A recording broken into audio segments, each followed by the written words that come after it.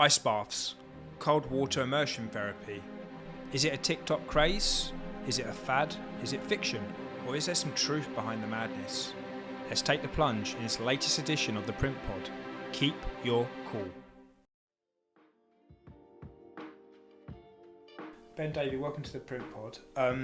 First question, you're here today to talk about ice baths. Yeah. Very rudimentary description. How did you get into that?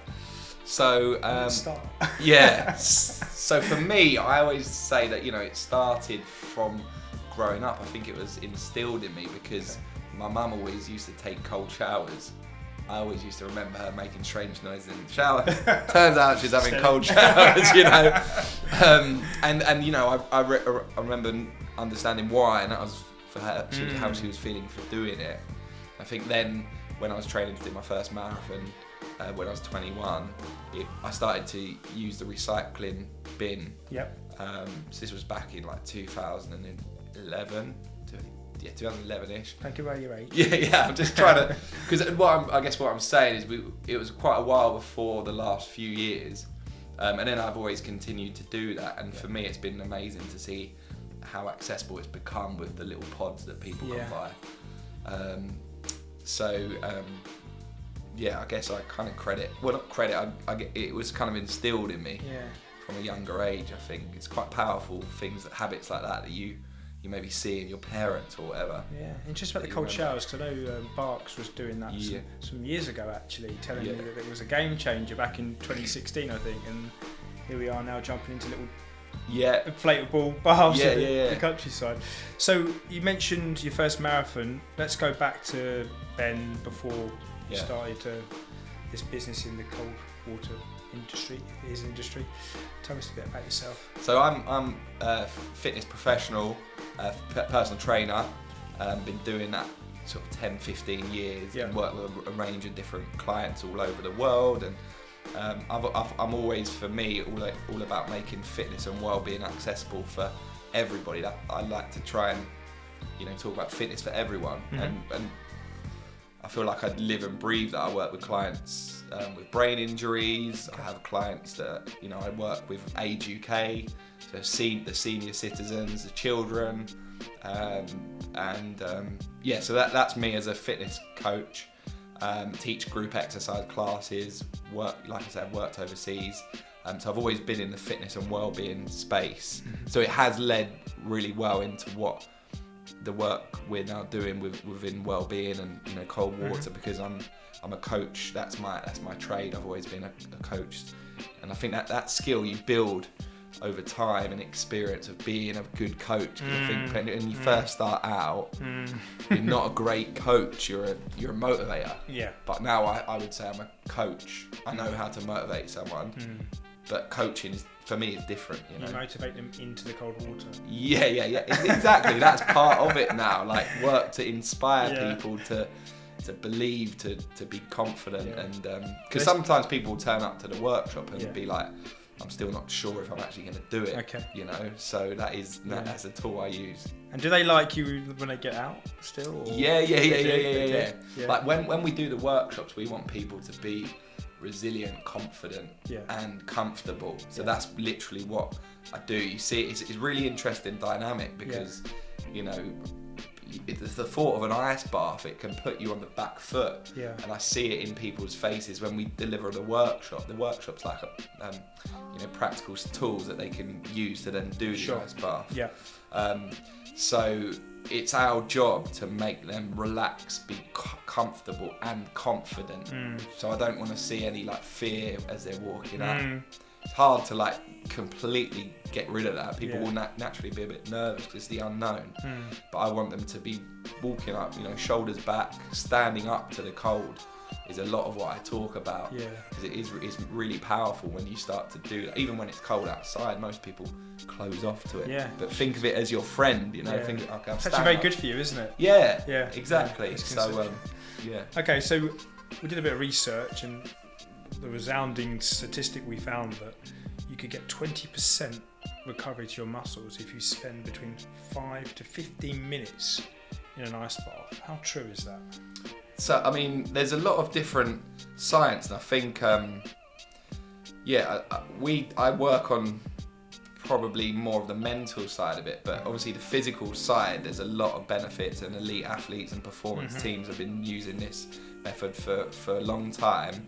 I think if you give a football player as an example, when you play, multiple high-speed runs, change of direction, naturally there'll be inflammation within the body afterwards. Toxins. Yeah, or inflammation like fatigue, and that's where the ice bath will help, because it's really good for the inflammation within the body. So that's where afterwards there's protocols and an elite sport. I've talked to different professional teams and whatnot, and interestingly in off season I find that they don't implement recovery strategies some don't until they're playing, because they want to really overload players 3-4 games in a week, and then not give them the recovery tools that can help, because their body can adapt without, and then you implement. But the muscular recovery, it is quite like a dynamic number, because it's like how do you tell with what is the actual what's doing the biggest job? 5 to 15 minutes is it. There's science that says about 11 minutes in a week, which I quite like, because it encourages you not to overdo it. So people, like with anything, they might say, I've started doing ice bathing or every day cold water therapy. Every day I'm doing 20 minutes, I'm just going out for 20 minutes, just grimacing. And I think that can be a dangerous approach, because it's not sustainable, and probably actually not going to benefit to just staying it for too long. Well, that brings me nicely to my next question. Are there any, is there any side effects really? I guess if you're never 25 minutes, 30 minutes, there will be. Well, I think you've got to respect the cold, really, like really respect it, because again, you see people that are going into lakes and frozen lakes, and because it's so accessible now, which is great, people might just think, okay, like, I've just seen X person doing it on Instagram, it must be really doable. I'm going to go in the lake tomorrow and I'm just going to do it. Like, if it can send you into panic, and that can be send your body into. It can escalate very quickly. If you're out of control, you're breathing, you're tensed up, your rhythm is out, and suddenly you can be into shock mode, and that can happen really, really quickly. So, that, and then overdoing it, staying in for too long. Processes of warming up. For example, if you're out in a lake, you do it, and then afterwards you're not in the right environment, you might not be able to. There's processes that we run through afterwards to warm up, which will work after a lake. But if you don't have those, you might kind of get out, and obviously the core temperature is massively dropped. So you have the aftershake. You might not be able to regain control, for example. But these are all things that are stuff that you practice. You build that confidence with doing it. So your message there is moderation, first of all, and respect the cold. 100%. I've seen both sides of it. I love the cold water and cold water exposure, but I had an incident 7 years ago. I had a DNF, so that means did not finish in a triathlon. So I shouldn't be proud of that, mate. No, this is true. So I did a half, I went in straight for a half Ironman, and I'd done the whole summer of swimming with a wetsuit and done up to 3,000 meters. But on the day, there's a lot of variables that I can pull it down to now. That happened, and it wasn't a very nice experience for me. What course was it at? It was in it was the 𝐼𝐸𝐸. Is it 𝐼𝐸𝐸 Castle? So you go around. It's quite. See, I was told a lot about when you go in. There's a lot of people around you and this stuff, and I didn't think too much into it. I didn't practice any races. More races where people are there. You can't really see, but it was a really cloudy, like rainy day, and you couldn't see obviously underneath in that, and then it just So I certainly know both sides of it, really. It's definitely something that you learn, don't you? And it took a lot for me to then go back in the lake the following season, because it was September. You want something like that maybe like mid-season. You do. It's September, and then it was all closed till at that time. I know it's open a lot more now. Back in March, so I thought I'd just get back in. Wow. Rebuild it up. Didn't know that. That's an interesting fact. You mentioned obviously triathlons, doing a half Ironman. It was half Ironman. Yeah. It was definitely at least half of an Ironman. Probably about a quarter of a half Ironman. When we spoke about this before, I always felt that ice baths were used more for elite sportsmen and women because, basically you go in, you repair your muscles, you flush your legs out, you come out feeling like you've got new legs, in essence. And you sort of brought another dynamic to the mindfulness, the calmness, and we'll go into the techniques that you use in a second. Is this, in your mind, for both elite sports people as well as the average Joe, or are they two separate things? I think 100%. I think there's different approaches. Generally, from working in sport, they're often about numbers, like tracking performance. Okay, 95% player availability. Yeah. Like what can you add to that in terms of cold water, or what modalities you're doing? We often lead for the masses, and we work to make it accessible from a holistic approach of physical recovery, of course, that's a great thing, but also obviously immune health, but mental courage, mental resilience, because generally when we look at sports people, then they naturally get up, they push themselves, they're going for, they're doing the uncomfortable things more than an average person. Yeah. And I think that's huge. I think people don't get themselves uncomfortable, and it's almost like, and that's when you start to not give up, but you just, everything's comfortable. Yeah. And that's something that we really work to drive as a key message today. You booking in for the session, etc., is an uncomfortable thing to do.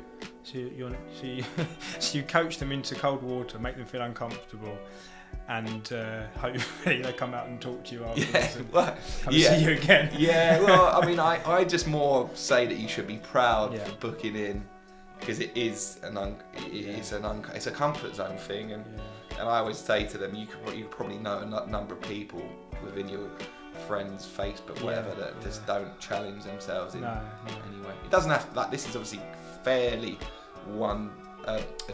extreme-ish, like an ice bath, but not at the same time.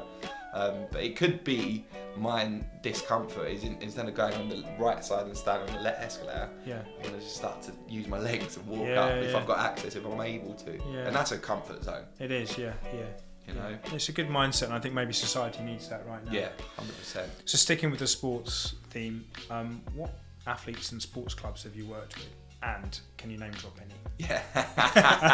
So actually, funnily enough, we worked with a professional club. Our first professional team was Crawley Town. I did 6-7 weeks with them at the end of last season. I'm really, it was a great opportunity, and it was actually coincided. It coincided with them having lost 7 games on the bounce the night before. Yeah. So I've never met this group of lads, and they came in to see me on the Wednesday after. I think they played Sutton. Is that Nuffield? Yeah. We used Nuffield, and then they came in, and when you play at any level, but they'll have a lot of caffeine before the game.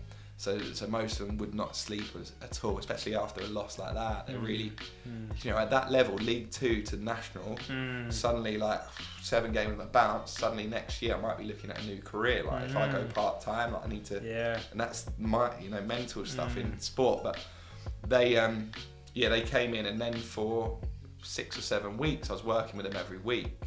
And it actually coincided with a run of form. They went unbeaten for 6 games during that period, so it worked out well. Did you get a win bonus for that?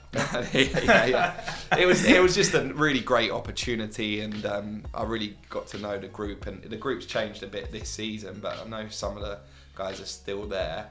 But it was just a holistic approach, and they really bought into it, and my goal was, I knew what the situation they were in. I knew they weren't going to come in very happy. Was to switch it up so they go away feeling a different headspace. And that at that time was important, because then that was just important. And did you do that as a group? So did you? And where I'm leading with this question is, you hadn't going through the therapy together as a collective. So they were bonding at the same time as a group. So they were going through that processing of the defeat, the losses, but also then coming back together again to regroup and go again. So was it a group thing? Yeah, it was a group. All of the players that played basically, and then we worked to create a little environment that was comfortable post. We did the recovery, and then we got the compression boots and had a studio. Had it quite fairly dark, so it was like just a nice vibe that they were quite happy to hang out in. I think it also at the time, they're going to be under a lot of stresses at the training ground, so it was just changing the environment. And I think that was, I didn't really speak to the manager, but I believe that's part of it. Like, just give it a try. Like, we're in this position. Like, what have we got to lose? You know, they're literally losing every game at that point. You know, so you know, I know the players felt good for doing it. Okay. You know, and so the Crawley Town was League 2, and then I worked with a couple, like some other professional players, current like League 2, League 1, Dagenham and Redbridge as a pro club, Chelmsford City as well, which is National League South, and then one player, ex-Premier League, Sandro, Tottenham. Okay. So not a Spurs fan, are you? No, I'm not actually. Are you? No. Who are you? No, I'm Portsmouth. Oh, Portsmouth. Yeah. I don't suppose you got down that far, did you? No, I didn't. Well, I didn't. Plenty of cold water down there. Yeah, exactly. Yeah. No, so Sandro was unbelievable player, unbelievable person, really great guy. Like, I picked him up, and he was great. He was a really good banner, and did a wellness session, and got to know and chat to him a bit about how he felt like walking out before games, how they control their emotions. It's like to be a Tottenham player. Which is quite a big conversation, isn't it? Yeah, exactly. Yeah, and he was just a really nice bloke, to be fair. And he's now studying down at Brighton, I think, with the Brighton manager, 𝐿𝐵𝐞𝐞. Did you find the mindset of a professional at that level was very different to what you expected in terms of being grounded or being human, I guess? Because a Premier League player is on big wages. They're still human, aren't they? Yeah, exactly. Yeah, still flesh. I think exactly. I think he was super grounded, and I guess I think the very best probably are and have to be. I guess it's instilled in him, and it's your approach, isn't it? But nice bloke. That's my goal, really. I want to be working with elite athletes as well as everyday athletes, of course. Okay, brilliant. Thank you very much. So talk me through the process for the therapy day to day. So how would you bring this into a day to day? Now, you've already intimated that you wouldn't do it day to day. Obviously, we see this on TikTok all the time. I'm doing it every day religiously, have their black coffee, jump in there with their woolly hat on, and you know, cracking the ice with an axe or something, you know, real dramatic stuff. Obviously, you're saying respect the cold, get the balance right. What would be the right kind of weekly program for this? I mean, I just think don't do too much in one. I normally do some sort of cold exposure every day, whether it be a cold shower or going into doing the cold pod. Just you don't need huge volumes, especially when it's like really cold outside, like the external temperature. I think they say about 11 minutes a week. A week? Yeah, that's a guidance of 11 minutes a week, and that allows you to respect it. But you see some inspiring things online, and you know, it's there to be inspired, but it's not there for you to be like, compare yourself. You know, these people are crazy, aren't they? This is the norm, because there will be a lot of not norms that people do, and you know, you just have to listen to your body as well, like your fingers and the extremities of the cold. It will, you know, the blood's working to protect your vital organs, and going away from the skin, so that like the fingertips and the toes, you might feel uncomfortable pain. So you just don't want to be in that situation. Just respect it a couple of minutes, or you can have your hands out, you can wear, you know, protective footwear or shoes. Okay, got a few stats or areas that this therapy can increase, you know, your body in a positive outcome. I'm going to call them out if you just say, that's true, and just tell me what you think. So, improved muscle recovery, you've already covered that one. Reduced inflammation. Yeah, that's one that's Yeah, another key one that we talk about as well. It's obviously a positive. Most people will have inflammation.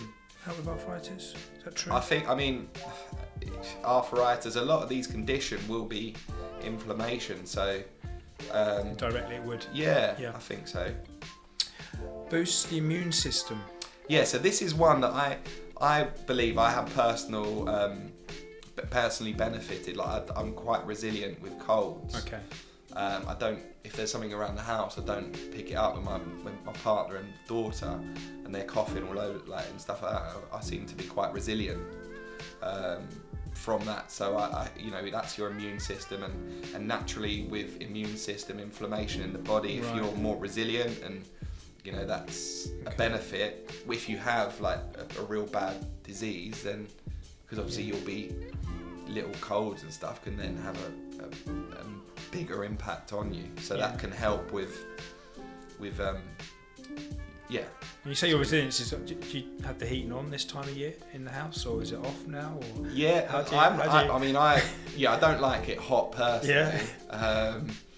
But the thing is with the cold, like I'll wrap up if it's really cold, wear a coat, but I'll have done the cold before. Yeah. I don't like to be cold standing out, but I like to get a dosage of it. Yeah. But I still sometimes it's a mindset, isn't it? Yeah.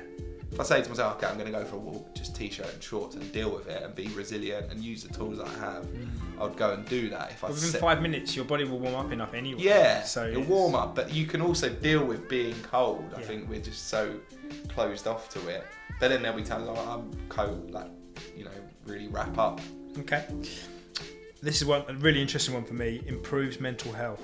Yeah, I think that for me that's the biggest one. Yeah. And I think the most important message, because the fact of when you're in let's say a cold pod, it's probably a better example than the cold shower, because you are able to be super present. If you're still in a shower, it's obviously battering you with cold.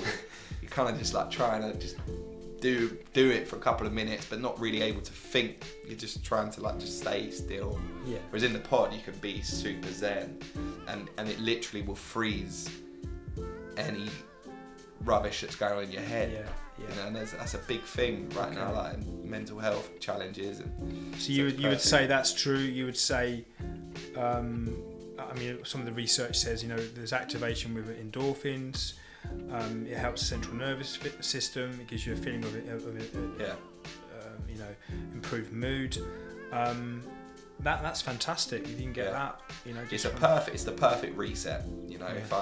If it's, I like to do it first thing in the morning. But if it's been a really stressful day or whatever, or I've been challenges and stresses, if I go, okay, I can commit for 15 minutes. I need to do 4-minute exposure, wrap around 15 minutes, then it's like you start a brand new day. It really is, Okay. Great. Okay, that's good to know. Increased energy levels. Yeah. Many people report experience increased energy and alertness after taking a cold plunge. Yep. True? Yep. So, there's a lot of the viral sounds that you get on, and you hear about the dopamine. Yes. Hit from there's one that went around about Class A drug, and how it's like a 20-minute spike, really rapid, but with cold water it's a similar spike, but for 5 hours of feel good energy, and your mood instantly will change. It really will. You feel. I'd like to come back on to that point in a minute, because we're going to talk about the corporate world and how we bring this in, and actually we did an experiment with this at Infigo, so I'd like to come back to that, if that's all right. Improve sleep quality. Yeah, so this says about the sleep-wake cycle. So before you go to bed, naturally your core temperature will start to drop to prepare you to want to sleep. That's when you want to wrap. You start to feel like you need to just relax. But some people will do this, and it will help, and it will aid sleep. Some people maybe it will find it will energize them, and it won't close to sleep. But I think some sort of cold exposure in the day is only a positive, with things like inflammation. All the other stuff can link in to being a bit more calmer in your body. But also the other side of it as well is mental challenges. Sometimes if you're it might be a placebo effect that you do some cold exposure and you do more goodness for your body afterwards because you feel good, rather than like not doing it and then maybe you're spending too long on your phone, like not directly impacting but like indirectly it's helping your decision making, you have more clarity, because we all know, like, you know, there's lots of things that don't help with sleep, like you obviously have phones and scrolling on the phones that will massively stimulate you, but I think this directly and well definitely indirectly will help, depending on the time of the day, I suppose, the individual. Some people find doing it later in the evening actually really helps them to get to sleep as well. Yeah. And maybe someone else might not have that. Okay, so this one you said there's a possibility that could be true, but in the right context. Okay, brilliant, thank you. So I just touched on this a moment ago with energy levels.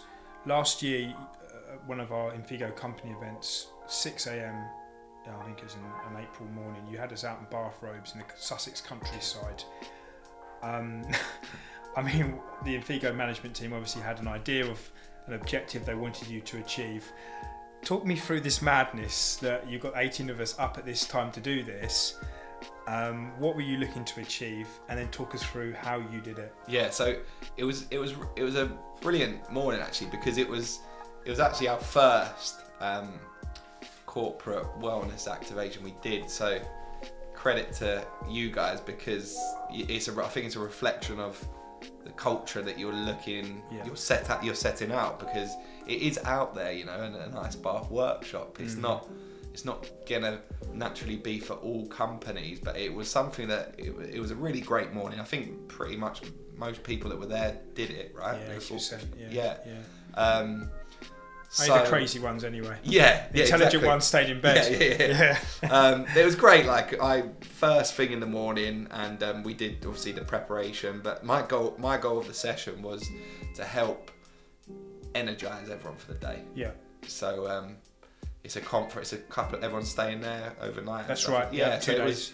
Yeah. So like naturally, probably maybe a couple of drinks the night before, whatever, and it will just help to reset. Bang, we go again. We're feeling good. We got the energy and the clarity it will give you, and it's that togetherness as well. Yeah, that's what I found. And you see that, you see people differently, and you celebrate each other as well, which was really great to see. Like, you could see it from everyone, the togetherness and everyone supporting and rooting for each other, which was really great dynamic. And I think there's not many things that will do something like bring people together. It's quite unique in how it is, because it's the vulnerable. For example, like a yoga class wouldn't really do that. Like the fact that you're all out there, it's a nice bath, people are a bit anxious about it, it's that feeling of not sure. Yeah. It is very unique in what it does. I found it really, really interesting, because I think you gained a respect for your colleagues first of all, because people were there at that time. People were willing to strip down to, you know, next to nothing in a bathrobe, as I keep saying that. And then we went through this series of exercises to prepare us mentally, which I thought was really interesting. Didn't expect any of that. And then we were going through in groups, weren't we? And I think as one group came out, that they would wait and then cheer the next group on, and it was really good. For me, I'm quite a hyper person, and I found I was very calm that day afterwards. And I found that there was a calmness and a focus. Yeah. You know, at least 4.5 hours, I'd say. Yeah. And after that, it went. But it was brilliant. And but the bit you're the sort of person I love working with for that reason. Right. Because people, I'm similar. I have lots of different things happen, which is how I best work. If I've got to work on this, got to do this. I like to. Yeah. I think like that sort of mind. I like and. To help, so if you're super present, I had a Paul. I know you know Paul actually at Three Bridges. Paul Faley, and he spoke a fair bit about his ADHD mind. Yeah. And it's a mind that has driven him to be very successful. Yes. Because he's always thinking ahead. He's always like, right, I need to do this, better. And at fast pace as well. Yeah. Exactly. Yeah. So I'd suggest similar perhaps. Yeah. And he. And I was like, oh, he's the perfect. I love working because I just want to see him in there, present, focused, and that's what he did. And he smashed it. I think the funny thing was as well. A few of us have done these before. in sport where you just work on the waist downwards, and you normally come off of a track or play football, as you said before, and then you just work, and it's a part of a recovery thing. But what you were doing was slightly different in the sense of you were really coaching us, not pushing us, to immerse our whole body under that icy water.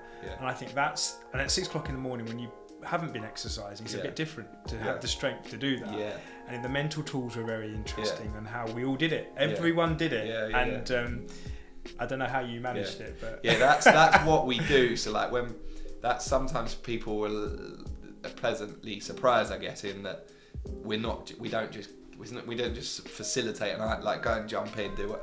That's the biggest thing that we do, is guide and support and coach, and we use different tools, and we're looking to introduce different practices perhaps, and education, we're upskilling, just to work and give different feelings and different experiences for people that isn't so it's a lot of it's a mindset thing, a lot of it's leading with purpose in terms of how we deliver it, because you can't beat around the bush. You need to say, look, this is how it is, tackle it, face it together. You've got the So I mean, this keeping on with the corporate theme, you said we were the first guinea pig in the corporate space. Some questions that we were asking as a business in the build up to that event and your session was around health and wellness in the workplace. Douglas has given me a few questions that we'd like to ask you, if that's all right, so you can share your thoughts on that. Why bother promoting health, fitness and well-being in the workplace? And is it the responsibility of the employer? So I think first of all, there's a stat out there about sick days through mental health, and I think that's more and more prominent now. People struggling with their mind, that's they're then being sick and not coming in. And I think exercise, fitness, if you can instill that culture within your workplace through different practices, ice bath workshops, movement breaks, there's huge numbers of activities you can do, then that number will decrease, like for sure, if you have that. My partner actually did a case study. She flies for Virgin Atlantic, and she is working on the Wellbeing stuff there, and she did a study on the crew members, and it was really interesting how those that are less active on days off feel less energy, struggle a bit more mentally, and it was evident in the numbers, like really black and white. So that, and then I personally think, yes, the employer should have some policy, policy, or within training, or actively promoting it as a culture. I think it has to be. This is the perfect example because of how it has been from the top. It's been from the top down, driven in terms of that workshop we did. But that's an issue I see in workplaces when I go in, is that it's not purposeful, and it's a tick box option, and it's not within. It's still within the culture, because it's like, So I think if it has to be some, I think personally it should be something within the employer, because at the end of the day, that individual is going to perform far better if they're looked after from a 360. And I'm not saying fitness and movement is everything, and there's financial specialists that will go into workplaces and do similar stuff, because that's another thing that interests and that will help. Okay, brilliant, thank you. And have you seen a big difference in the workplaces and where you've implemented some well-being, or you've been aware of, say, well-being strategies been implemented? Have you seen some results there that you could share? And maybe even some benefits, sickness or motivation? I think with different workplaces I've been involved with, the wellness days that we've done have just been super inspiring for people, or not inspiring, but feel good days, that they go away feel like they're valued because they have a purposeful day. But then when I've done exercise like desk breakout stretches and movement, and Yeah, that's interesting. Yeah, gone in. When I worked with in a fitness company, the Body Coach, a few years ago, and used to do an 11 o'clock stretch, which I led every day, and it has to be just purposeful. Yeah. It's fun. It's fun energizer, but you also want to kind of like educate, have a bit of fun. Yeah. So it's not like, okay, we're going to just do a couple of lunges. You want to be a bit more purpose. Fresh air is a good one to do. I started to do that as well with a company I work for. Get them outside and do, even in the car park or whatever, like at a certain time if they can all come, and just do some movement and breathing. And suddenly they come in and like, okay, feel a bit different, and that you want that to be the catalyst for other aspects. Stats is something I'd like to work on this year in terms of like wellbeing strategies and stats and numbers, but there's a lot that I often see, but we haven't got our own stats that we are able to. It's fairly new to the workplace, isn't it? It's quite revolutionary. I mean, another question, really good one, this one. What's your suggested level of engagement between the employer and the employee? Is it what you were just saying there, once a day at the desk, or do you think it should be more? Or I think movement breaks should be a real good one to focus on, because they're relatively. It's not. I don't think many places do them, but it can have a real positive impact on the way you're moving and awareness to how you're moving, and that catalyst perhaps for a better day. Maybe it would encourage like you in Japan, where they do their exercises at work before. Yeah, like movement, like just standing up, doing. It might be that you stand up, do some like hip openers or just overhead movement, some spinal mobility, and just release some tension. And then suddenly, later on in that day, you might be like, okay, I feel like that's done something. I'm definitely going to do a little session or go for a walk later, listen to a podcast, or so little breakout movements. I think are something that could be really easily instilled within companies, but that's where I say purpose. Don't feel like you're being looked at, or do you know what I mean? Like you want it to be like, okay, I've got these tools, I can just do some movements, which people probably naturally do, but have it as a thing. Stand up, okay, 3 minutes, and have it encouraged. But yeah, from the top down, I think, because sometimes when it's you need it filtered down for it to work. Agreed.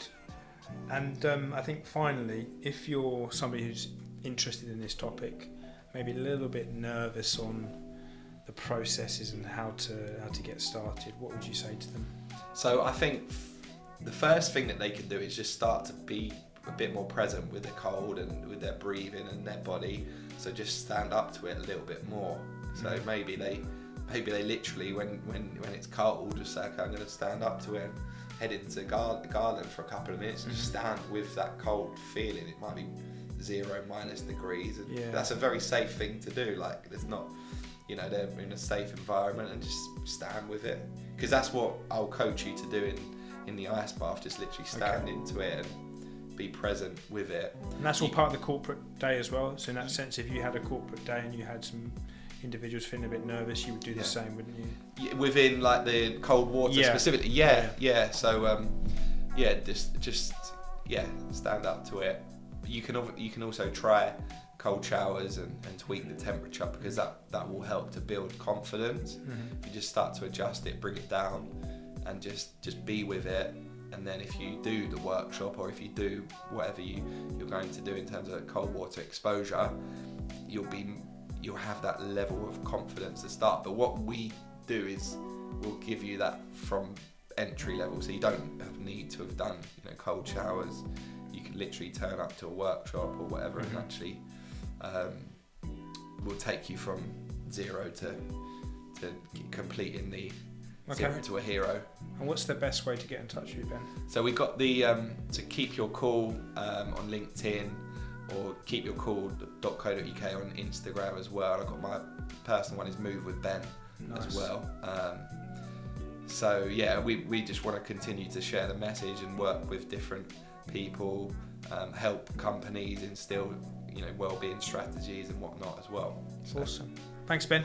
Yeah, thanks a lot, Chris. Cheers. Thank you.